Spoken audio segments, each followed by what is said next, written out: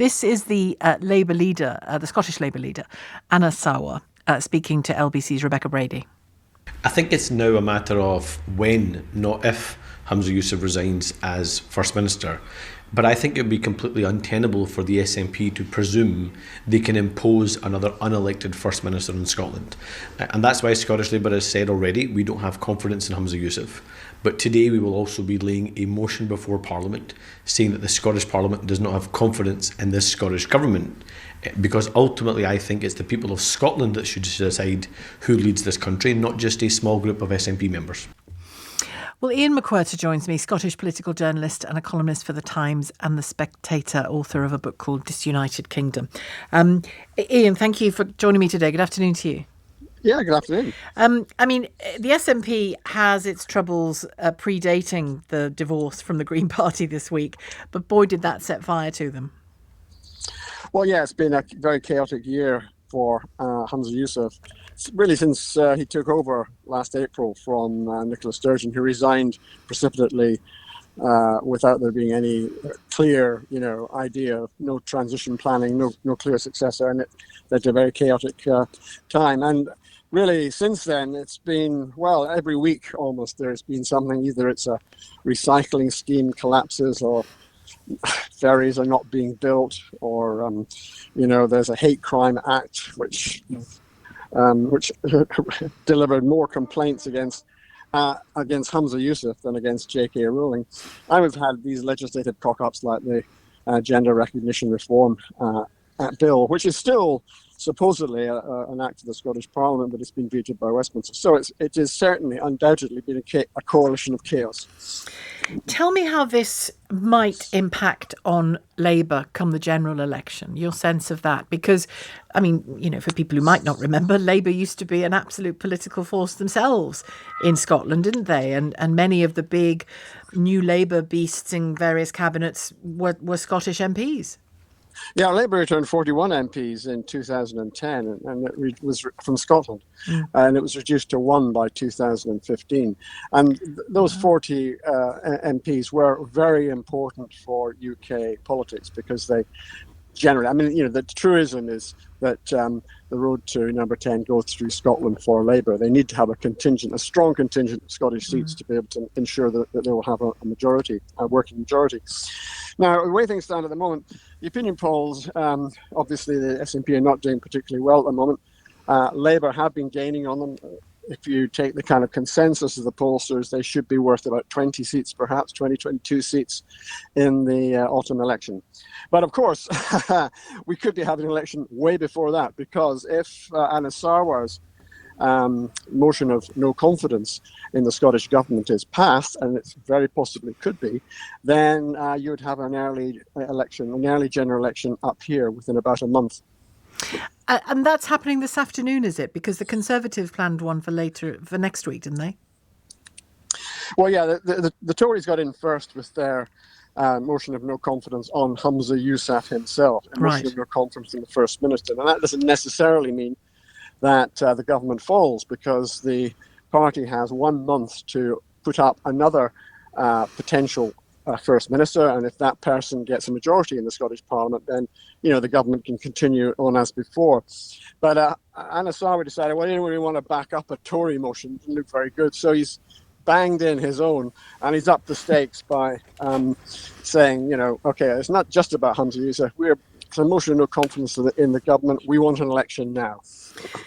Do you think it's the case that Humza Yousaf just didn't think sufficiently far ahead when he ditched the Greens this week? It's difficult to tell. Nobody's entirely clear what happened on Wednesday night. It was a very late decision, about 11:45. We learned that there was going to be an emergency cabinet meeting the very next morning at 8:30, and that before that, in fact, the two Green ministers in the Scottish Parliament, Patrick Harvey and Lorna Slater, were going to be given their jotters, were going to be sent home. It was, I don't know if he thought that the Greens would continue to support the government. I don't see how he could have imagined that, because they were absolutely furious, crying betrayal, saying he's sold out a generation, he can never be trusted ever again. So it's not at all surprising that the Greens, treated that way, decided that they were going to join the Tories as well in voting down Humza Yousaf, and will join Labour in voting down the Scottish Government as well. And all of that brings us on to a woman called Ash Regan, who, if people have forgotten, she stood against Humza Yousaf for the leadership of the SNP, didn't win, and now has left and joined Alex Salmond's newer party, Alba. Yeah. So how much does... I mean, she's an independent woman, of her own intellect, and clearly, but she, presumably that puts Alex Salmond in something of a whip position in all of this. Well, it certainly gives him a very strong position. Ash Regan was a community safety minister for the SNP. She resigned she rebelled and then resigned over the trans policy, over the self-ID policy in the Scottish Gender Recognition Reform Act. Found that it was very uncongenial and ended up joining Alex Salmond's outfit. Now, as you say, she's a very independent-minded politician. She has her own agenda. She's quite a close confederate of J.K. Rowling, in fact, and they often exchange greetings on social media. So, so she's not simply a tool of Alex Salmond. That would be the wrong way of putting it. But you've got to remember, Alex Salmond is the leader of the Alba party, and as an MSP, he would expect, any leader would expect, that an MSP would, clear things with him beforehand. And what she's done is she said the cost of my vote is, it's kind of slightly vague, actually. She said she's going to put a list of demands to Humza Yousaf. What she did was she sent a letter to him, which is rather vague. It was things like, supporting an independence bill, which is probably not too difficult for an SNP government, more competent government, movement on women's rights. I mean, that's the main thing, probably, that she wants the gender bill scrapped. She wants conversion therapy finished, the ban on conversion therapy scrapped, and she wants the purity blockers not to be given to children.